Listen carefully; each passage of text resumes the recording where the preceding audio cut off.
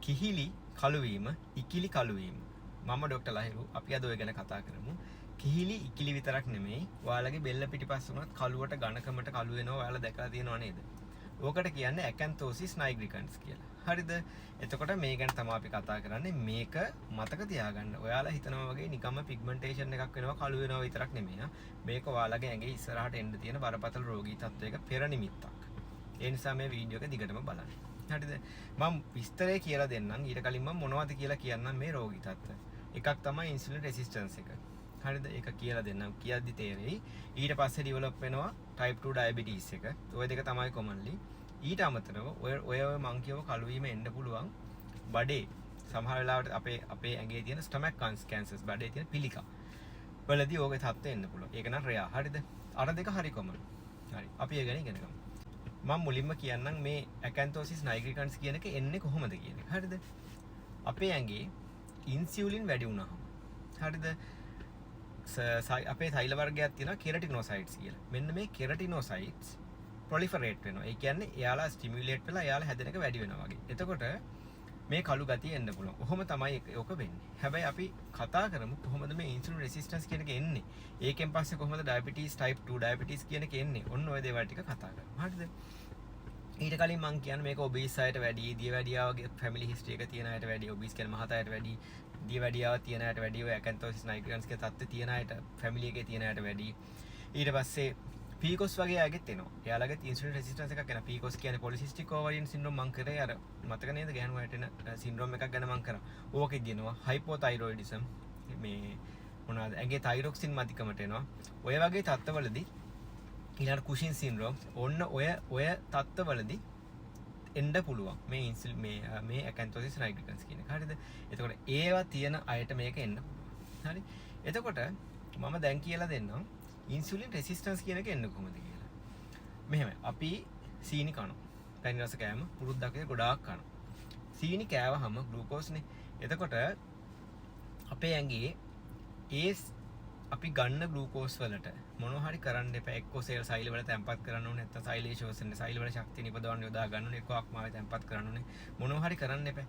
ওই දේවල් කරන්න අදාළ හෝමෝන් එක තමයි ඉන්සුලින් කියන්නේ. එතකොට අපි සරලව කියද්දි අපි සීනි කනකොට ඉන්සියුලින් වැඩි වෙනවා. ඉන්සියුලින් ලෙවල් එක වැඩි වෙනවා. ඉන්සියුලින් ලෙවල් එක වැඩි වෙන්නේ අර මං කියව විදිහට ඒ කන සීනි වලට කරන්න ඕන දේවල් ටික කරන්න. මසල්ස් වලට ගන්න වෙන්න පුළුවන්, තැම්පත් කරන්න වෙන්න පුළුවන් ඕන දෙයකට.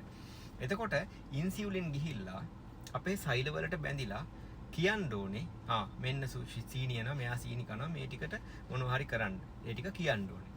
ඔන්න ඔය ප්‍රොසෙස් එක කරන්න බැරි වෙන එක තමයි ඉන්සුලින් රෙසිස්ටන්ස් එක කියන්නේ. ඒක වෙන්නේ මෙහෙමයි. අපි දිගටම ඔහේ සීනි කනවා නම් අපේ අග්න්‍යාශයෙන් අපි සීනි කණ්ඩ ඉන්සුලින් හදන්න ඕනේ. අයි කියන්න එපා මේවට මොනවා හරි කරන්න කියලා මේ කන සීනි වලට තැම්පත් කරන්න ඕන මොකක් හරි කරන්න. ඒතර වැඩිපුර ඉන්සුලින් හැදෙනවා ඉවරයක් නැහැ. ඒ ඉන්සුලින් වැඩිකම නිසාම අපේ සෛල ඉන්සුලින් වලට ප්‍රතිචාර දක්වන්නේ නැහැ. අර ඉස්සෙල්ලා මම කිව්වා වගේ සෛල වලට බැඳිලා ඉන්සියුලින් ටික සෛල වලට බැඳිලා අර අපි කන ග්ලූකෝස් වලට මොනවා හරි කරන්න කියන්න බෑ. ඒකට කියනවා ඉන්සුලින් රෙසිස්ටන්ස් එක කියලා. ඇයි ඔහේ හැදෙනවා අපිත් ඔහේ සීනි කනවා. එතකොට ඕක දිගටම අර සයිකල් එකක් වගේ වෙනවා. අපි සීනි කනවා ඉන්සුලින් ගොඩාක් හදනවා. අග්න්‍යාශය හදනවා ඉන්සුලින් අපි කන්න. දැන් ඒ හැදෙන ඉන්සුලින් වැඩිකම නිසා අපේ සෛල ඉන්සුලින් වලට ප්‍රතිචාර දක්වන්නෙත් නැහැ. ඒ හින්දා අර ග්ලූකෝස් වලට කරගන්න දෙයක්වත් නැහැ. මුල්ම කාලේ සීනි හයි වෙන්නේ නැහැ. ලේ වල සීනි වැඩි වෙන්නේ නැහැ. මොකද අපි කණ්ඩ අග්න්‍යාශයෙන් ඉන්සුලින් හදලා සීනි අඩු කරන්න try කරනවානේ. මේ ඉන්සුලින් වැඩිපුර හදලා ඒ හින්දා මුල් කාලේ ෂොට් ෂේප් එකේ සීනි ලෙවල් එක තියාගන්න. හැබැයි කාලයක් යද්දී සීනි ලෙවල් එක පොඩ්ඩක් වැඩි වෙන්න පටන් ගන්නවා. මොකද සෛල ඉන්සුලින් වලට ප්‍රතිචාර දක්වන්නෙත් නැහැ. අග්න්‍යාශෙත් එන්න මහන්සි වෙනවා. හරිද? අග්න්‍යාශෙත් අර එයාට ඉන්සුලින් හදනවා කියලා ඕක ජීවිත කාලෙම හදන එක එයාට අමාරුයි. එක්සෝස්ටික්. ඒතකොට එයාට ඒක අමාරුයි. එතකොට ඇඟේ වෙන්නේ ඉන්සුලින් ලෙවල් ග්ලූකෝස් ලෙවල් එක චුට්ටක් වැඩි වෙනවා.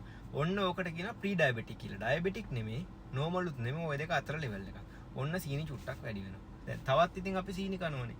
අපි තවත් සීනි කන්න ඉන්සුලින් තවත් නිපදවනවා, සෙක්‍රීට් කරනවා. ඒ කරලා තවත් සෛල වල රෙසිස්ටන්ස් එක වැඩි වෙනවා. අන්තිමේදී අපේ සීනි ගොඩාක් හයි වෙනවා. මොකද කොච්චර ඉන්සුලින් හැදුවත් වැඩක් නැහැ. සෛලයකට ප්‍රතිචාර දක්වන්නේ නැහැ. අන්තිමේදී අපි දියවැඩියා රෝගියෙක් වෙනවා. ඔන්න ඕක තමයි වෙන්නේ. ඔය ඔතනදි වෙන ඉන්සුලින් රෙසිස්ටන්ස් එක සහ එක දිගට ඉන්සුලින් සෙක්‍රීට් කරන එක. ඕක තමයි අර ඇකැන්තෝසිස් නයිග්‍රිකන්ස් කියන තත්ත්වයට මේ කළු වීම කිහිලි ඉකිලි ඊට පස්සේ බෙල්ල පිටිපස්සේ කළු වීමට හේතුව. එතකොට මේ දේ අපිට තියෙනවා නම් අපිට අයිඩියා එකක් තියෙනවා හරි. අපිට වැඩේ හරි දියවැඩියාව හැදෙන්නයි ඉන්නේ. දැන් අපි පරිස්සම් වෙන්න ඕන කියන එක අපේ ඔළුවට එන්න ඕනේ. හරිද? එතකොට මං එන අය කිව්වා එන්නේ කොහොමද කියලා කිව්වා. එන මෙකැනිසම් එක කිව්වා. ඊළඟට මේක හොඳ කරගන්නේ කොහොමද කියන එකත් කියන්න ඕනේ. මම ඩයට් එක අන්තිමට කියන්නම්. ඒ කියන්නේ ඔයාලා කන්න ඕනේ නැතිම කෑම මොනවද කෑවට කමන්න නැති කෑම මොනවද කියන එක අන්තිමට කියන්න. හොඳ කරගන්න ඉතින් මෙහෙමනේ. මං කිව්වනේ සීනි කන හින්දා නෝ වැඩේ මුල සීනි අඩු කරන්න. සීනි විතරක් නෙමෙයි මං කෑම ගැන අන්තිමට කියන්නම්. සීනි කන එක අඩු කරන්න. ඒක පළවෙනි දේ. ඔයාලා සීනි කන හින්දා ඉන්සුලින් රෙසිස්ටන්ස් එක ඇවිල්ලා නම් මේක උනේ සීනි කන එක අඩු කරන්න. ඊට පස්සේ පීකෝස් නම් ඒකට බෙහෙත් ගන්න ඕනේ. තයිරොක්සින් ප්‍රශ්නයක් නම් ඒකට බෙහෙත් ගන්න ඕනේ.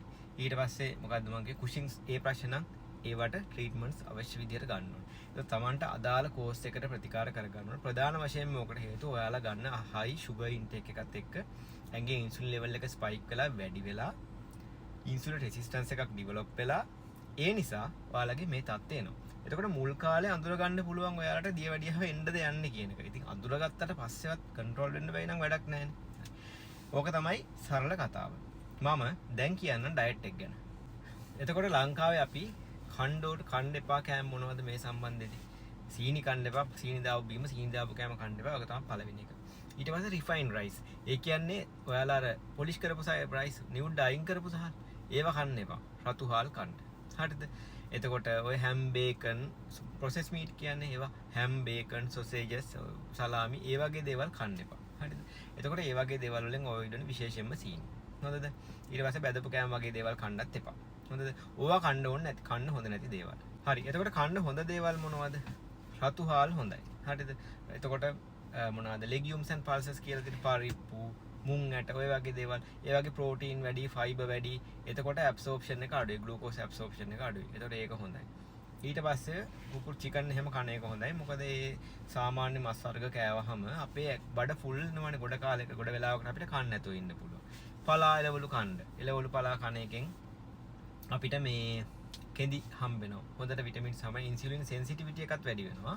සහ ෆයිබර් තියෙන හින්දා අපි කන කෑම වල තියෙන කාබෝහයිඩ්‍රේට්ස් අවශෝෂණය වෙනවත් අඩු වෙනවා. එතකොට ඒවා කන්න. ඊළඟට ෆැට් කනකොට හෙල්දි ෆැට්ස් කන්න. ඇවකාඩෝ, එතකොට කජු මොනවද? රට කජු ඔය වගේ දේවල් හෙල්දි ෆැට්ස් තියෙනවා. ඒවා කන්න කමක් නැහැ. ඊට පස්සේ පොල් තෙලුත් අපි සාමාන්‍ය ප්‍රමාණයක් පාවිච්චි කරනවනේ ඒක ප්‍රශ්නකුත් නැහැ. ඒතර ඔය දේවල් කන්න. අර මම කලින් කිව්ව දේවල් කන්න එපා. හරි, thank you very much.